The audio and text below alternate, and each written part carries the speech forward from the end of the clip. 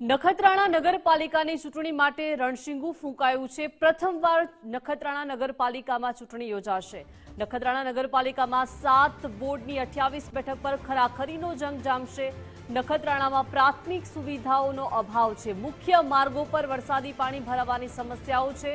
જાહેર શૌચાલયોની સુવિધા માટે મતદારો માંગ કરી રહ્યા છે। બાયપાસની કામગીરી શરૂ ન થતા લોકોમાં રોષ છે, તો સીસી રોડના કામો હોય કે તળાવના બ્યુટિફિકેશનથી જનતામાં સંતોષ છે। નખત્રાણામાં ગટરના પાણી ઉભરાવાની ગંભીર સમસ્યા છે। વર્ષો જૂની ગટર લાઇન બદલીને નવી લાઇન નાખવા હવે સ્થાનિક લોકો માંગ કરી રહ્યા છે।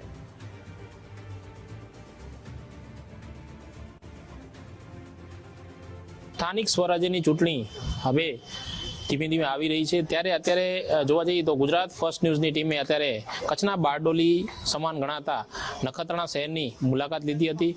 નખત્રાણા શહેરના જે આગેવાનો છે ભાજપ કોંગ્રેસના અને સ્થાનિક આગેવાનો છે, તેઓ શું કહેવા માંગે છે તે જાણવાનો પણ પ્રયાસ કરશું। ભાજપ આવે કે કોંગ્રેસ આવે, પણ એકદમ સુચારું વહીવટ નખત્રાણા માટે, નખત્રાણાને આખું ફેરફાર કરી નાખે, સારું, બહુ સારું। ગ્રામ પંચાયતમાંથી નગરપાલિકા મળી, એના માટે અમે ધારાસભ્યશ્રીનો પણ આભાર માનીએ છીએ કે તેઓ નગરપાલિકા લાવ્યા છે, પરંતુ હવે નગરપાલિકા સારું કામ કરે એવું અમે ઈચ્છીએ છીએ। ચૂંટણી પછી ભારતીય જનતા પાર્ટીનું નખત્રાણા નગરપાલિકાની અંદર સંપૂર્ણ બહુમતીથી શાસન આવશે અને જે પ્રજાના પ્રશ્નો છે, કદાચ કોઈ નાના મોટા પ્રશ્નો છે, એ માટે અમે ચોક્કસ ભારતીય જનતા પાર્ટી એની અંદર સંપૂર્ણ ધ્યાન આપશે અને નખત્રાણા નગરપાલિકાનું સંચાલન ખૂબ જ સુચારુ રૂપે અને ખૂબ જ સારી રીતે જે પ્રજા ચાહી રહી છે એ રીતે જ એવું એનું સંચાલન ચાલુ રહેશે। તો મોટાભાગના પ્રશ્નો સોલ્વ થઈ ગયા છે। આમ જોવા જાવ તો એપીએમસી અમારી બની ગઈ છે। નખત્રાણાની કોલેજ હતી એ પણ ગ્રાન્ટેબલ થઈ ગઈ છે।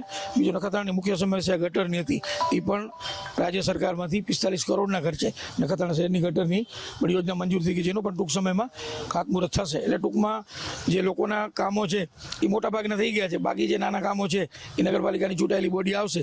ગામજનોના સ્થાનિક પ્રશ્નો જે હતા એના માટે બાયપાસનો અત્યારે જમીન સપાદાયનું કલેક્ટર કરીને આજે પેપરમાં પણ જાહેરાત આવી ગઈ। એના પછી એ ટ્રાફિકની સમસ્યા હલ થશે ને પાણી ભરાવાની જે સમસ્યા છે, અત્યારે ગામનો વિકાસ જોઈએ નખત્રાણાનો બહુ થઈ રહ્યો છે ને અત્યારે વહીવટદાર છે, અત્યારે ભાજપની બોડી આવશે, એના પછી કે જે કામ અધૂરા છે એ બધા સાથે રહીને ગામને વિશ્વાસમાં લઈને આપણે બધા પૂરા કરવાના છે।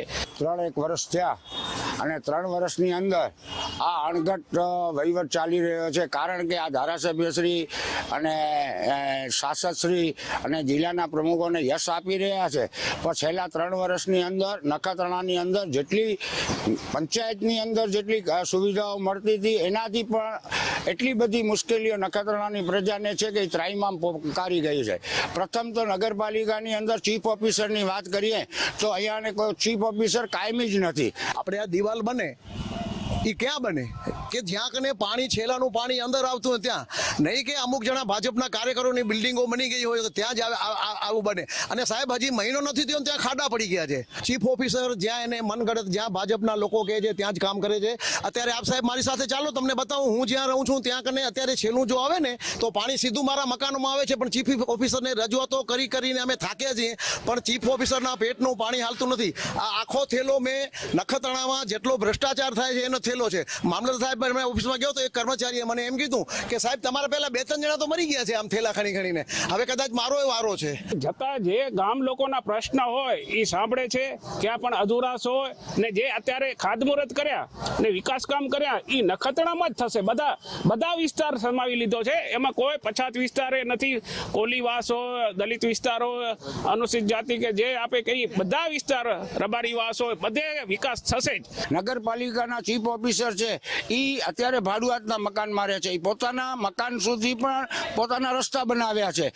નખત્રાણાની પ્રજાને શું સમસ્યા છે એ લોકોને ચિંતા કરવાની જરૂર નથી। માત્ર આ તે પણ તમામ તંત્રો, એવું નથી કે ખાલી નગરપાલિકા, તમામ પીડબ્લ્યુડી હોય, સ્ટેટ હોય, પંચાયત હોય, આ બધા ભેગા થઈ કરી અને સત્તા પક્ષના ઓજા હેઠળ માત્ર ભારતીય જનતા પાર્ટી આ તાયપા કરવામાં જ વ્યસ્ત છે। આમ જોવા જઈએ તો નખત્રાણામાં અનેક પ્રશ્નો સતાવી રહ્યા છે અને લોકો પણ અત્યારે પ્રશ્નોને લઈને હેરાન પરેશાન છે, પરંતુ આવનારા દિવસોમાં શું ચૂંટણીનો યોજના છે તે આવનાર સમય જ કહેશે। કેમેરામેન રેહાન સાથે કૌશિક છાયા, ગુજરાત ફર્સ્ટ।